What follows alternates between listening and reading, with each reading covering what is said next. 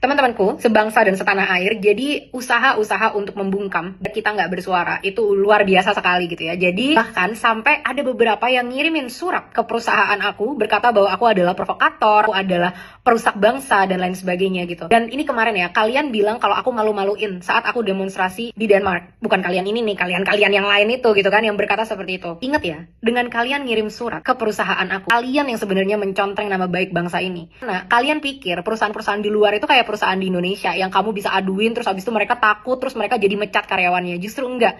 Justru perusahaan yang tempat aku bekerja sekarang malah merasa kok begini banget apa yang terjadi. Emang di Indonesia tuh kayak gitu ya. Kok ini jadinya kayak harassment ya. Padahal kan kamu punya kebebasan berpendapat gitu. Nah, siapa yang memalukan bangsa sendiri nih? Orang-orang di Denmark yang tadinya nggak tahu tentang Indonesia, nggak aware tentang situasi politik di Indonesia. Bahkan perusahaan aku sama sekali nggak tahu gitu ya dengan apa yang terjadi di Indonesia karena memang aku sibuk dan aku tetap bekerja seperti biasa. Akhirnya mereka malah jadi tahu dan malah jadi makin merasa empati dengan perjuangan yang kita jalankan gitu. Dan tolong dipisahkan aja ya, apa yang aku sampaikan ini nggak ada hubungannya sama perusahaan aku lah. Mereka kan memang bergerak di industrinya renewable energy, sustainable energy. Terus apa hubungannya sama politik? Apa hubungannya dengan kebebasan berbicara? Dan di negara seperti Denmark, kebebasan berbicara itu dijunjung sangat tinggi dan sangat dihargai. Demokrasi itu adalah harga mati buat mereka. Jadi justru dengan kalian mencoba gitu ya membawa perusahaan ke sini, hati-hati. Nanti yang ada malah Indonesia dilihat sebagai negara yang bahkan tidak demokratis. Ini akan mencoreng sama sekali nama baik kita sebagai bangsa. Yang kedua, personal attack ya. Jadi serangan-serangan yang munculnya itu memang sudah personal di mana-mana gitu teman-teman. Dan ini benar-benar kayak memalukan gitu menurut aku gitu ya. Kalau memang intinya untuk substansi perjuangan kita, ayo sama-sama yuk kita kolaborasi. Gimana kita perbaikin argumentasinya, gimana kita bikin makin bagus. Semakin banyak kolaborasi, semakin banyak suara kita akan semakin kencang. Tapi kalau udah masuknya ke personal attack gitu ya,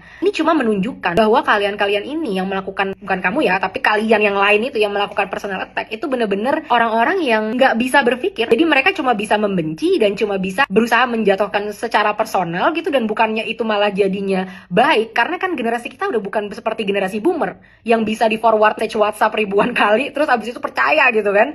Generasi kita bukan generasi seperti itu. Kita sangat kaya dengan informasi dan kita mampu berpikir secara bebas. Justru ini malah mencoreng lagi apa-apa yang sebenarnya mereka pengen capai gitu. Nah, jadi ini udah bener-bener, aduh udah gak ada harapan deh antara kalian berpihak kepada rakyat dan pengen yang menjadi yang terbaik kepada rakyat, atau ya kalian akan malu-malukan diri sendiri dan membuang resources waktu yang bisa kalian gunakan untuk membangun hidup kalian itu jadi akhirnya terbuang sia-sia karena kan aku nggak akan terpengaruh juga pada ujungnya. Oke.